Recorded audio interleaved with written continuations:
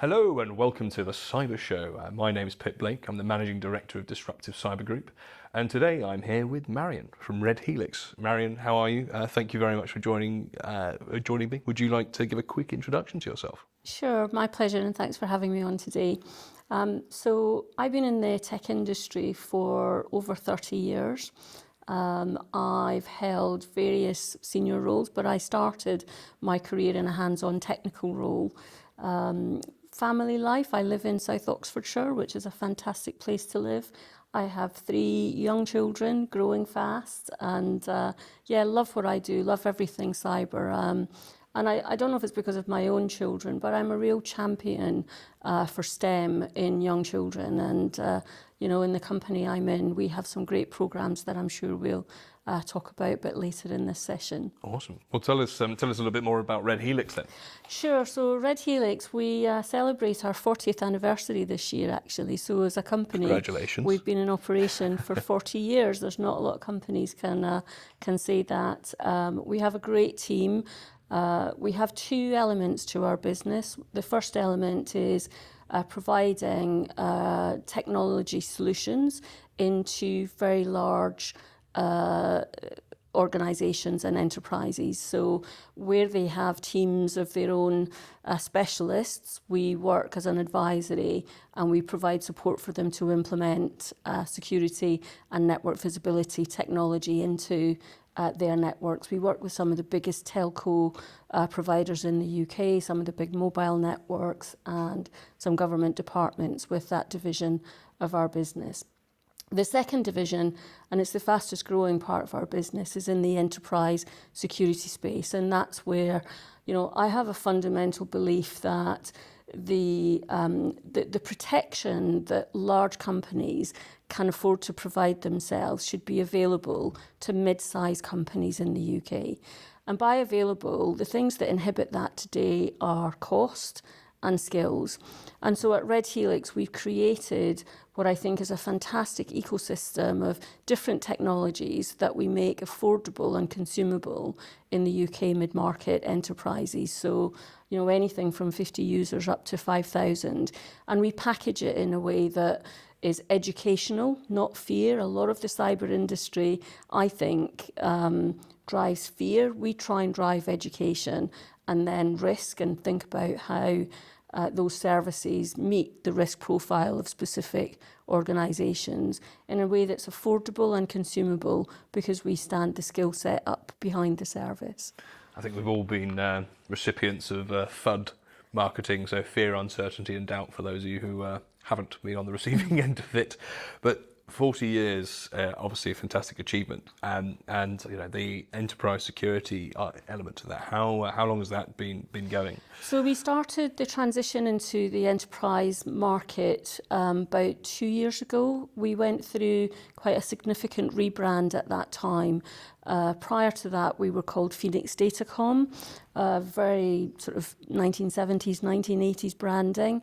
And so as a company, we took a really bold decision to rebrand everything and really think about how our brand image reflected what we bring to the market. We were doing cyber security services 35 years ago before it even had the label cyber. We used to just call it networks and, network performance, etc. So, I think that bold step of rebranding has really helped us magnify and increase our share of voice in the market. And I think that's important because there are a lot of companies shouting about cyber in the market and being heard in all that noise and FUD, as you quite rightly pointed out, is a challenge. And it's something that I think at Red Helix, we try and make sure our campaigns are targeted, very specific, pragmatic, practical, and most importantly in plain English, so that anyone can comprehend the risk that they might face as a business in a way that's meaningful for them, not in a way to scare them. Yeah, so that educational piece is obviously fundamental, right? So FUD is, I'm sure it maybe has had its place or had its day, and maybe some can argue that despite FUD, there is still not necessarily the the end user adoption or understanding of cybersecurity. So, but how that education piece? How do you work? I know you do a lot with the local communities and that side of things. So, do you want to touch on that education Sure. piece? So there's a couple of different communities that I'm very active in. One is the cyber community. So as well as my role as CEO at Red Helix, I sit on the board of Ox Cyber. So Ox Cyber are one of the UK C3 clusters, and we cover the Thames Valley. And the reason I agreed to sit on the board of Ox Cyber is, again, the purpose is to make cyber available and accessible to everyone. And within Ox Cyber, we have a number of streams of initiatives where we're looking to help innovative startups in cyber. We're looking to help new talent understand how to enter that sector. And we often talk about young talent. With Ox Cyber, and me personally, I'm on a campaign not just for new young talent, but career changes. Within Red Helix, we've brought people from the NHS with diagnostic skills into cyber, and they've made some of the best cyber specialists that we have.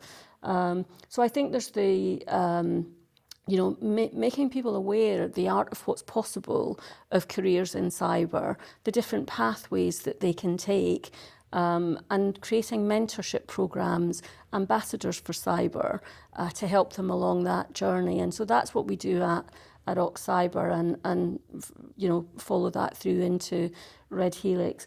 The other thing we've done at Red Helix is within our community, we started a schools outreach programme. We've specifically targeted Year 5 and Year 6 children, and we do blocks of 6-week after-school clubs in several of the schools around Aylesbury and Buckinghamshire, which is where our office is based. And the reason we do that is really to try and get children interested in STEM topics.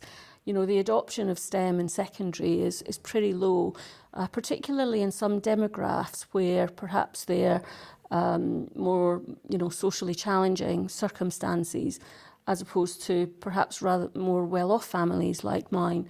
So we worked with the council in our county to target that programme at schools with high pupil premium rates within the schools, because that can be an indicator, not the only indicator, but can be an indicator.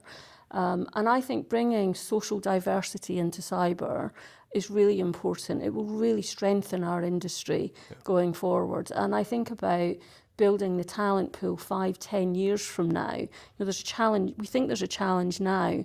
If we don't start taking those kind of actions, the challenge will get worse in 5 to 10 years. And what do you mean by high pupil premium? I know we've touched on it, but sure. So children in specific circumstances are entitled to pupil premium. It's where the schools receive extra funding to help children, perhaps who are struggling a little bit, and that can either be, they have neurodiversity rather than neurotypical, and so the pupil premium helps schools put in additional funding to help support perhaps some different styles of teaching that neurodiverse children need. It also helps in socially deprived areas, so it helps with funding for other things that schools provide. We don't ask the schools to fund the programme that we do. We give that. I have half a dozen of our team in Red Helix who give up their time every afternoon. We gift them that time as part of their charitable activities, and we donate that time to the schools to do it. We also provide all the equipment that they need, so the kids get exposed to coding, some cyber things. They've been coding flying drones, some fun things, but educational things that hopefully will stimulate their interest in STEM as they go on into secondary school. So I know that obviously the STEM, and I know you mentioned already, STEM is something you're very, very passionate about in your own background, sort of coming up, from where we discussed that you had you were the only girl in the class that you came up through. So what are your own experiences of the STEM education and sort of the challenges that you've I think across? it's really tough, I think, for two reasons. I don't think as an industry we showcase enough female role models. I think as an industry we need to do better. I also think we don't showcase the wide range of careers and opportunities that are available in the cyber sector. We meet with a lot of schools at Red Helix, and when we first meet with them, they have a belief that a career in cyber is like a career in tech, which is coding. And the coding in schools that they do isn't, it isn't like the coding that we do as a profession in software development, etc., or even in scripting. So I'm a huge advocate of, put up those role models, help children see the art of what's possible. I suspect, some of those kids, we can't even imagine the roles and careers that they could have 10, 15 years from now. But nonetheless, putting those role models up is really important, and helping with mentorship, helping, females who are going through perhaps the middle of stages of their career. I work with a few females to help them in their careers on a one-to-one basis. But I think those role models and case studies and the art of what's possible, showing that is really important to get more females in particular into the sector. Absolutely. And with that education piece, obviously your team are giving up their time as part of the charitable element that you're giving to those to the local community or schools in the community. And return on investment is probably the wrong term, but have you seen a return on that investment? So, do you have, or when do you expect to see a sort of return on investment, and what would it sort of look like, or does it look like? I mean, for me, we didn't do it with any intent other than help raise in the community. But for me, what would be a fantastic return is in 4 or 5 years, some of those students come back to us having chosen cyber as a career. That would be the best outcome that we could hope for. We've had a couple of 4th, 5th and 6th year students come and do work placements with us. And they've loved every minute of it. Again, the best return for me would be when they finish doing their technology degrees, that they come back and take a role with us. Okay. Well, that's if anyone who's going through that program or others, that's hopefully they come knocking on your door. Yes. And going back to sort of Red Helix, that obviously you've got some large organisations which you do work for, but that medium size market that you're, what is medium size? To begin with, I think there is different definitions, and what you've obviously seen a gap in the market that you're looking to address. Yes. What were those medium-sized organisations struggling with before you sort of came to them with this offering? Sure, it's a great question. I think there has been, less so now, but I think there has been an attitude from mid-sized companies of it will never happen to me, because why would someone target me? I'm not big enough. They would go after big companies. And when I talk about medium-sized companies, it's sort of from the 50 to 5,000 employees. We do service some companies that are lower than that, but they have a very high dependency on their tech. Yep. But that's the typical size. And I think what we've tried to do is bring messaging around, the education that actually attackers are not attacking you specifically. Yeah. We use the broken window scenario a lot. If you're in an industrial estate and there's 1 or 2 broken windows, before you know it, there'll be 100 broken windows and you'll have squatters in your premises.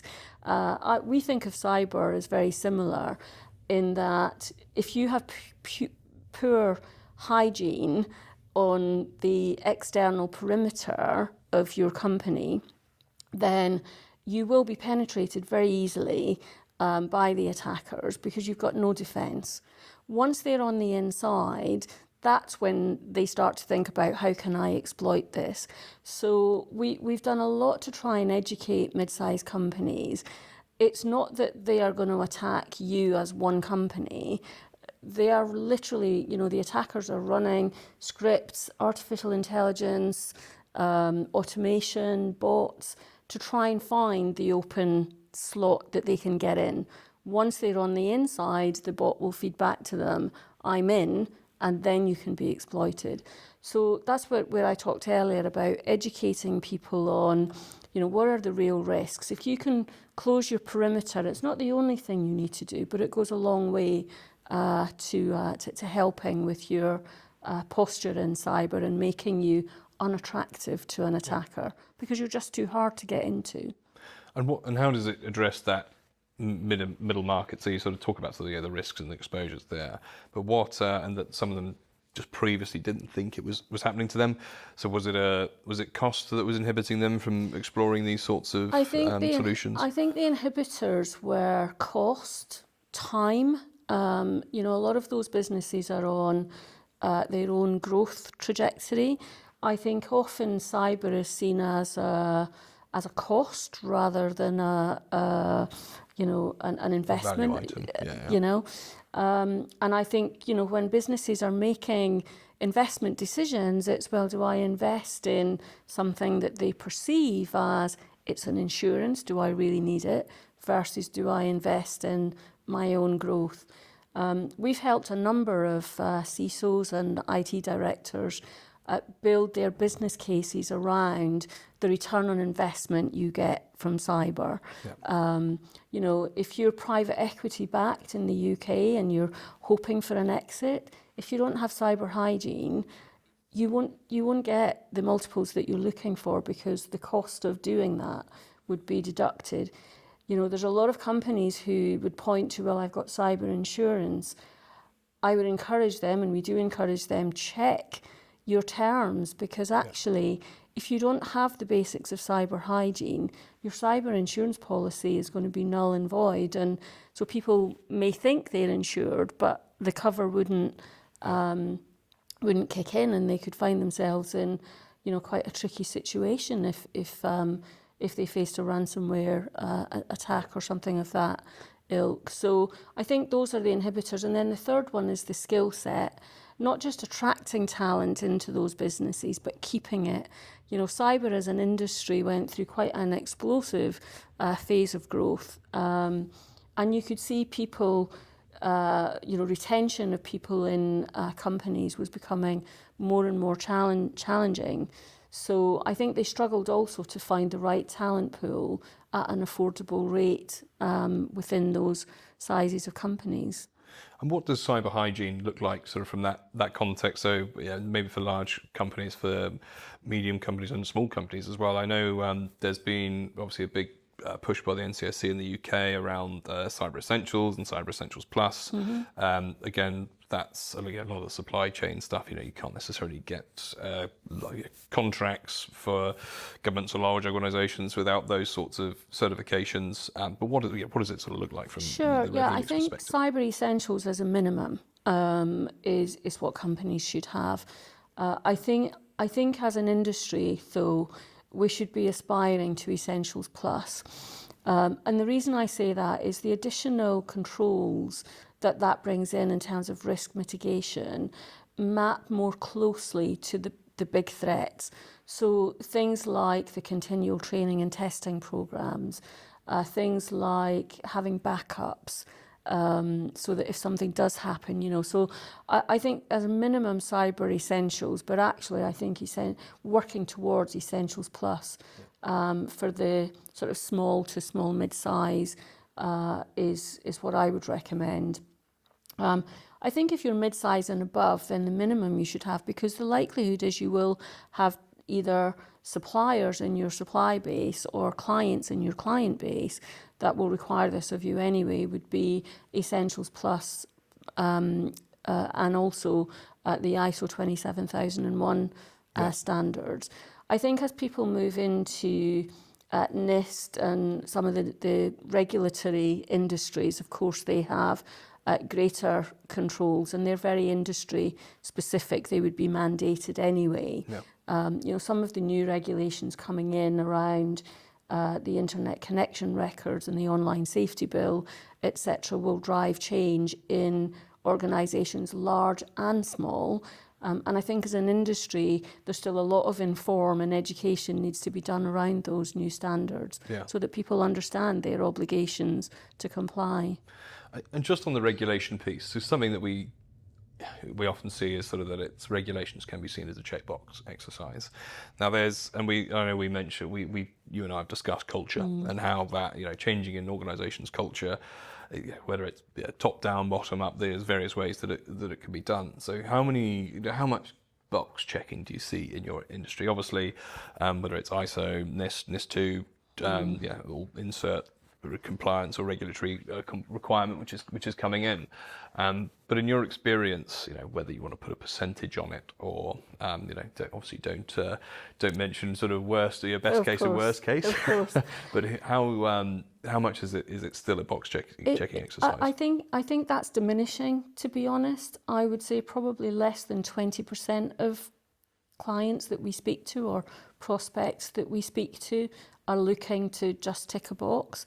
Some of the scenarios I've seen is where someone has said, my insurance company said I need some form of managed detection and response across my network. We've gone through the proposal content, etc., signed contracts, and a month later we're still chasing to start the implementation, and the implementation is a few days. It's not rocket science. So we've seen a few instances of that where it's sort of kicked down the road because I've ticked the box for my insurer. But I think that's diminishing. I think people now look at the real reason, underlying reasons of why are we doing this and how does it add value to us as a business. And I talked a bit about the help that we give some of our customers in building that profile of return on investment, and cultural change is a part of it. And it's so important because one of the biggest risk areas are your end users. If you don't educate them what a spurious link might look like, then they're going to click on one. They'll click on one anyway.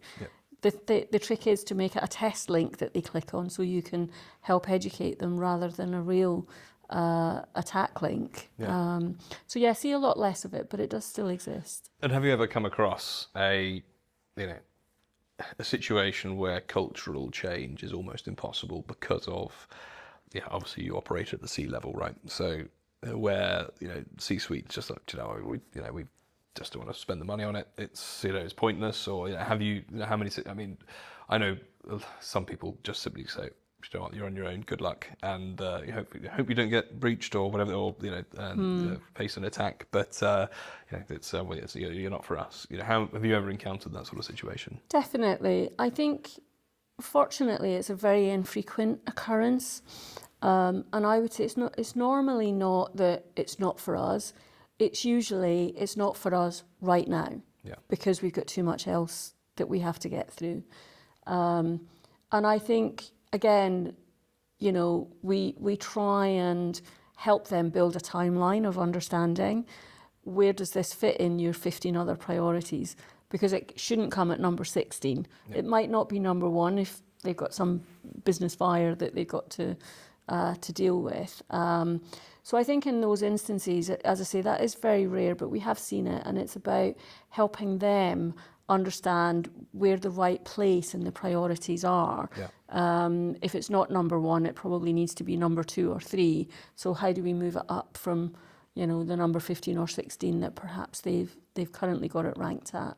I suppose, especially I think that where instances I've come across it where it's just everything's around revenue generation and sort of anything. Absolutely, absolutely. And I think business growth, it's a challenging market. If you look at inflation and interest rates over the last year, it's been very difficult. Businesses are having to make really difficult choices about where to invest their capital, and very risk averse in terms of increasing OPEX as well. So we get that, but you've got to weigh the risk of not making that investment with the risk of actually suffering an attack. And I can tell you from experience, in the throes of an attack, it is the most horrendous, emotional, intense experience any company and their people can go through. Well, coming from a training certification background, I'm fully aware that the first budget to get cut is the training side of things. So yes, hopefully the message that goes out there is that it's training budget certainly shouldn't be cut on that front anyway. Yes. But from obviously the title of this sort of show overall is around the future of cyber resilience. Yes. I know the work that you're doing with Cyber. I'll get that right. I know I've got that wrong 1,000 times already. Cyber and with your work within STEM, and obviously at Red Helix is going to be there's a lot of items that we've touched on, which you're sort of driving that and sort of filling that talent pool gap that there currently is. And what does the future look like for Red Helix? What does the future look like from Cyber and the various other initiatives that you're involved in?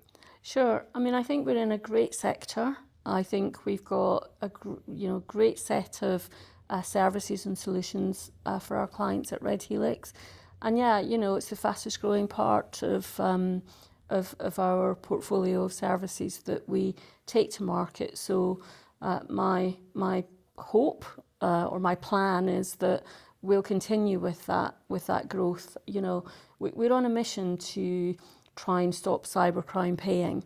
Because when we stop it paying, that's when it will cease to exist. And so the more we can tackle that, the better we all will be, actually.